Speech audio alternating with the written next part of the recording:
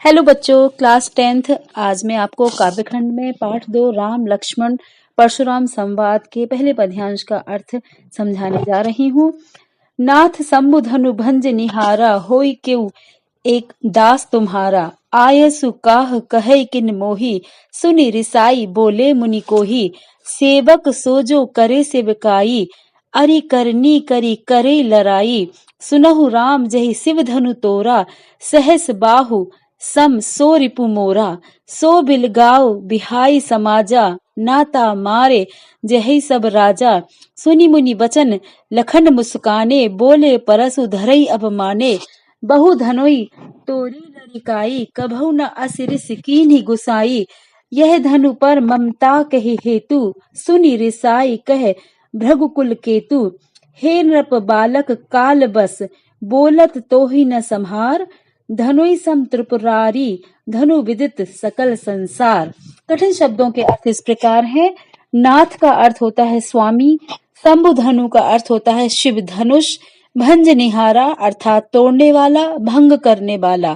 केऊ का अर्थ है कोई, दास का अर्थ है सेवक, आयसु अर्थात आज्ञा, कह का अर्थ है क्या, किन अर्थात क्यों नहीं, मोही मुझसे, रिसाई का अर्थ है क्रोधित होकर, कोही का अर्थ है क्रोधी, सेवकाई अर्थात सेवा करने का काम, अरि करनी का अर्थ है शत्रु का कार्य, करई अर्थात कीजिए, लड़ाई का अर्थ है लड़ाई, जेहि जिसने, सम समान, सो का अर्थ है वह, रिपु का अर्थ है शत्रु, मोरा का अर्थ है मेरा, बिलगाई का अर्थ है गायब हो जाए, और विहाई अर्थात छोड़कर, अवमाने अर्थात अपमानित करते हुए, धनुही अर्थात छोटे धनुष, लड़िकाई का अर्थ है लड़कपन में, बचपन में, गोसाई का अर्थ है गोस्वामी जी, भृगुकुल केतु अर्थात भृगुकुल की पताका परशुराम जी,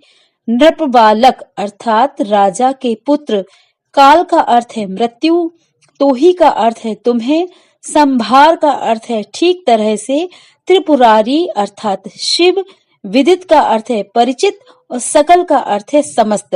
अब मैं इस पद्यांश का अर्थ आपको बताने जा रही हूँ। परशुराम को क्रोध में देखकर श्री राम ने कहा, हे स्वामी, शिव के धनुष को तोड़ने वाला कोई एक दास ही है। आपकी क्या आज्ञा है? आप मुझसे क्यों नहीं कहते? यह सुनकर मुनि परशुराम क्रोधित होकर बोले कि सेवक तो वह होता है जो सेवा करने का काम करता है। शत्रुता के काम करने के बाद तो लड़ाई ही करनी चाहिए। हे राम, तुम स्पष्ट सुन लो, जिसने इस शिवजी के धनुष को तोड़ा है वह सहस बाहु की तरह मेरा शत्रु है। वह या तो इस समाज को छोड़कर गायब हो जाए, अन्यथा यहाँ उपस्थित सभी राजा मारे जाएंगे। मुनि परशुराम के ये वचन सुनकर लक्ष्मण मुस्कुरा दिए और परशुराम का अपमान करते हुए बोले, हमने बचपन में इस प्रकार के छोटे धनुष बहुत तोड़े थे, किंतु आपने इस प्रकार क्रोध कभी नहीं किया। इस धनुष से आपका विशेष लगाव किस कारण से है? यह सुनकर भृगुकुल के ध्वज श्री परशुराम जी क्रोधित होकर बोले, अरे राजा के पुत्र, काल के वशीभूत होकर भी तुम संभल कर नहीं बोल रहे हो। समस्त संसार जानता है यह शिव का धनुष क्या छोटे धनुषों के समान हो सकता है। बच्चों, इस पद्यांश की विशेषता यह है कि परशुराम के धनुष भंग पर क्रोधपूर्ण वाक्यों का श्री राम ने विनम्रता पूर्वक उत्तर दिया। लक्ष्मण जी ने परशुराम के प्रति व्यंग बाण छोड़े हैं। अनुप्रास उपमा अलंकार का प्रयोग हुआ है। अवधी भाषा का बहुत ही सौंदर्य बहुत ही दर्शनीय है। अगर आपको ये मेरा वीडियो पसंद आया है तो इसे शेयर और लाइक कर दें और मेरे चैनल को सब्सक्राइब कर दें।